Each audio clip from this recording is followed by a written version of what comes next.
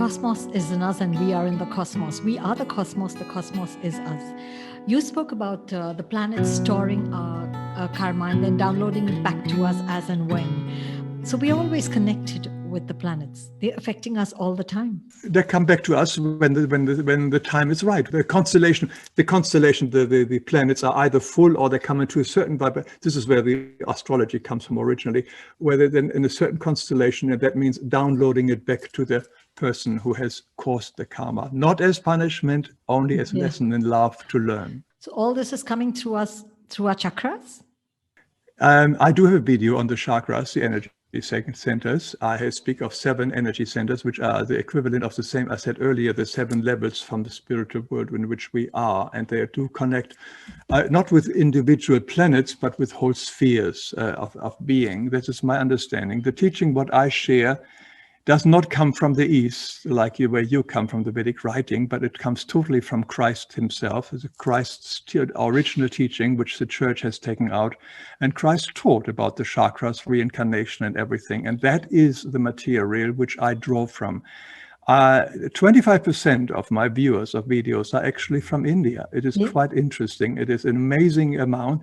And there, a lot of them claims that, I stole it from the Hindu teaching and so on. I tell you what, I've never read a Hindu text and Vedic text and so on. So I have problems with all these words there in the Indian language. It is a teaching, and the truth is given to all cultures.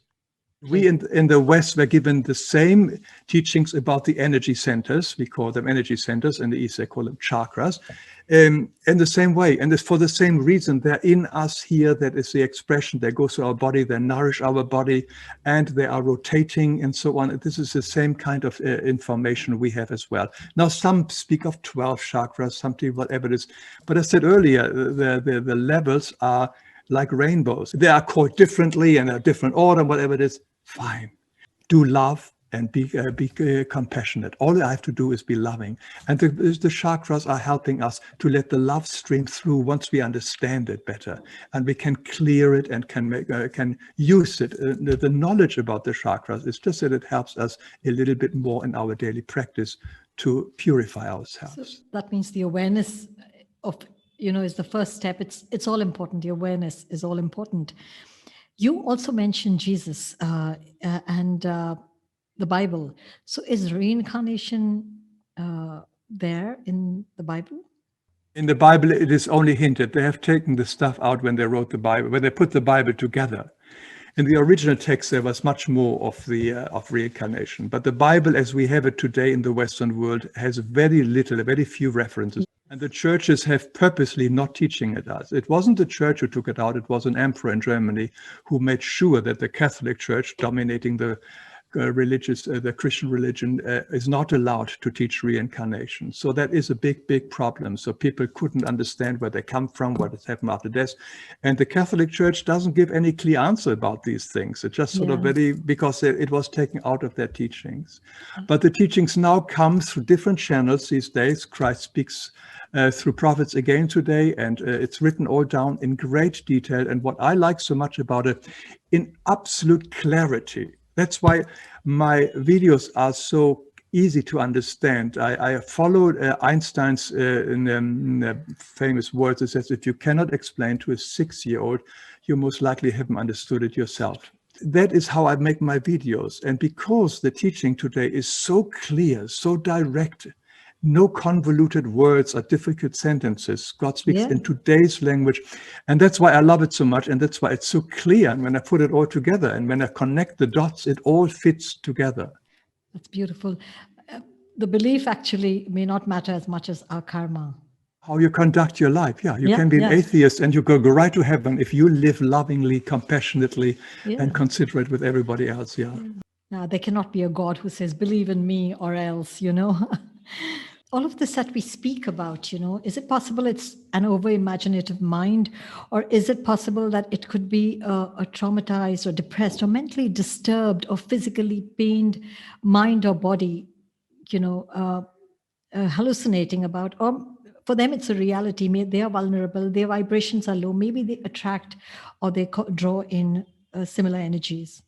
Well, I think there are two things. People who believe in reincarnation and life after death, I wouldn't call as disturbed. But if there is a person who has got really wild ideas about devilish and whatever, really like a schizophrenic person or bipolar, or whatever it is, they do have some major mental problems, and there can be, of course, a lot of negative influence of the negative entities, and a negative negative entities is the right word, that can definitely use that person for their own for their goal.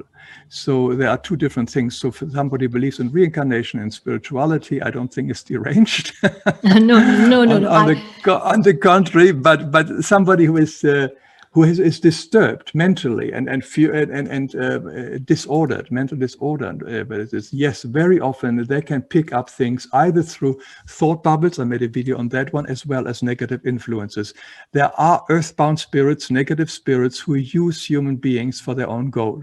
Their goal is energy, to draw energy from us. They just sort of attach themselves in the back. And there's a video I made on possessions, soul possessions. Possessive souls. So that definitely can take place, and there are a lot of people who are in the institutions who are sort of mentally very unstable, are actually possessed people. And again, this is something which the medical world or the science world will be very reluctant to accept, and it's nothing you can do about it. You just sort of either you accept it for yourself. You can't go run around tell them this person is possessed or whatever it is. Yeah. They have to come to their own conclusion on that one. Our goal is really to be there and to love and to really be compassionate. I really don't think we have necessarily changed the world in a big way, but at any given moment, wherever we are and interact with other people, just be present. God is now, another word for now. In the West, we say God's name is I am. He didn't say I was or I will be. So if we are totally in the right here and now, then we are with everything, and then we know what to say or not to say. But I think we can't convince anybody that what we think is the case, because we also don't really know, unless we are spiritually very advanced and have these insights. But everybody does their own little battle. But if we are there for them when they need us in whatever fashion it is, I think this is all which is required. Yet, imagination is super powerful, I feel. Also, our desires and our needs, from the time when we were trying to reach out to that fruit on the high branch on all fours, and then to walking upright. Today, our desires are so strong, our needs are so strong for immortality. We might just be manifesting this afterlife. So strong is our need to live forever. This whole spiritual belief of Leviathan, so it comes from our desire and our hope that we don't die. I personally don't think so. It's the other way around. That reality, that temporary reality was there before. But what we do is we remember of who we are and where we want to be again. I think that comes much stronger. That remember to be loved again, to be loved and be loved again. This deep, deep desire which we all have. And we know that somehow up there or in us, wherever it is, God, we feel God is, there is that connection and we can find it. And once we are really evolved, we can be back in this. So I don't think in my understanding that we make this up to comfort our desire, wishes and so on. I think it's more a memory, which we all deep down have, that this is not all there is. There's much more to life and we are only here temporary. And there is something much, much bigger waiting for us and which we have to wake up to again if we want to. That is our choice at any given time. And our restlessness and our desires remind us to go within, because that's where divinity is waiting for us at any given time. That is so beautiful. In the end, can we then conclude that we come from pure love? We want to become love. We become love and we merge back with love. At the moment, we are selfish. The ego has got all wishes and desires and so on, but it is all for the survival and for the comfort of the body.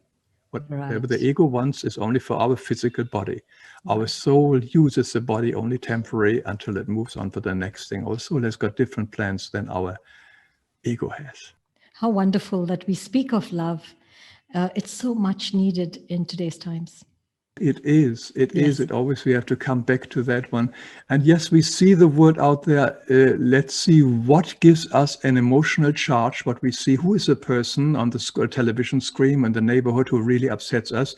Find out what is this person reflecting back to me, because that is also in me. If you see a cheater, a liar, a corrupt, a bully out there and he upsets me, that is in me too on another level.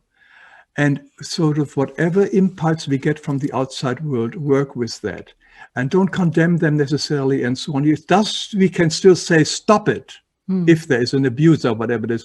But also find out, why does this happen to me? Why am I suddenly nervous? Why am I restless? What am I fearing? Face our emotions. Let go into our emotions and accept them and see them as some guidance for us to purify ourselves, to clear ourselves, to get rid of stuff. That's basically is to become free again. Right. So instead of being stuck on the bad outside world, use the outside world as our mirror so that we can again be free again of whatever troubles us in the outside world. And the outside world will take care of its own. Thank you so much for that. I feel I really enjoyed talking to you, and I enjoyed talking. I'm already feeling enlightened. And thank you, Mr. Wilhelm. Thank you for talking to me. And to my love to everybody in India. I'm delighted to have this opportunity to speak with you. Oh, you're so loved in India and all over the world. I know. I've seen your YouTube videos. Thank you so much. Please take care. Bye-bye. Take on the universe. Subscribe and come on board our channel. Share your experiences. Contact us at takeontheuniverse@gmail.com.